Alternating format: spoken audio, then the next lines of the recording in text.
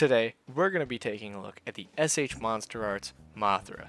Now, I had to buy this figure off of eBay aftermarket, which means it was a pretty penny, but this figure does come from the 1992 film Godzilla vs. Mothra.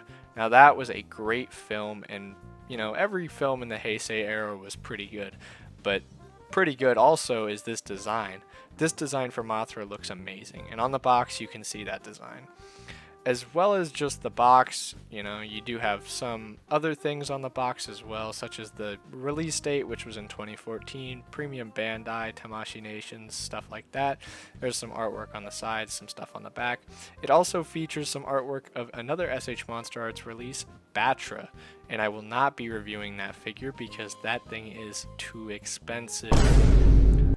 After you get the figure out of the Bandai box and the other box, you can take a look at this beautiful wingspan and sculpt, as well as the 3 accessories you get with it, which those are all going to be important in a couple seconds.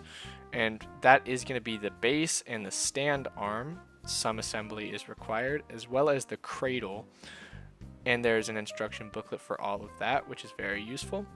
The base does include some loose ass hinge joints and some very tight ass hinge joints at the midsection and the base, as well as there's a hinge joint at the cradle, but I don't recommend using that because it could be fragile.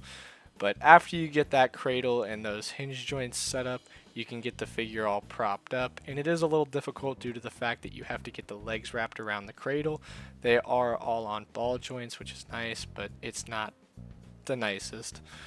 After you get this $200 figure that wants to fall over because of those loose ass hinge joints, you can get this figure into some nice poses. The painting and the sculpting on this figure is amazing. The wings look phenomenal and the head sculpt is amazing. Those blue eyes are awesome. Now, as for posability, there's 2 hinge joints for the wings. There's a hinge joint at the top and a hinge joint at the bottom. The bottom hinge joint is a little more limited and the top one is a little bit looser on my copy specifically. Now, that'll range, obviously, because these figures came from 2014.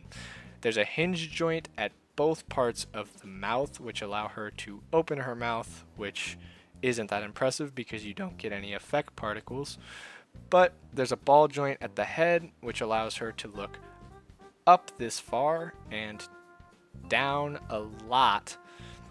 As well, there's a ball joint at the neck, which you can use in tandem to get a little bit more range. There's a ball joint at the base of the legs, as well as a hinge joint at the second part and a hinge joint at the third part. But these are a little bit wonky with the tolerances here, so the ball joints are alright, and this first hinge joint is a little loose, but the second one is really tight. And this allows for some articulation, but you're not going to do much with this. Now, all 6 of those legs have the same articulation, and the left one is a little bit loose. As for the abdomen, there is a couple ball joints. I don't know how many exactly, but this does allow for some nice curvy poses. You can get some side to side as well, and these ball joints are nice and tight and they hold their position. Now, these are great per usual for SH Monster Arts. And other than that, you can see this figure does have some presence. I mean, this is one of the greatest designs for Mothra, frankly, and it's not that new stuff that's radical and redesigned to look like a very curvy bug. And let me tell you, there's nothing like having your bug wife die for a power-up, am I right? Other than that, this figure does look great, like I said, and this is a big girl. Size comparison. She has quite the wingspan. This is my previous review, the Hammond Collection Velociraptor. My other previous review, the Hammond Collection Troodon. And this is the Funko Mini-Series Mothra. Now, you can see this girl does have some big size. This is the GMK Spitfire version of Godzilla, and he looks great next to Mothra, which is why I highly recommend getting this figure in general. Because even if you're a Mothra fan, even if you're an SH Monster Arts fan, this is a great release and a really, really, really good Mothra figure. I highly recommend if you do like Mothra, and I highly recommend if you have a Godzilla figure.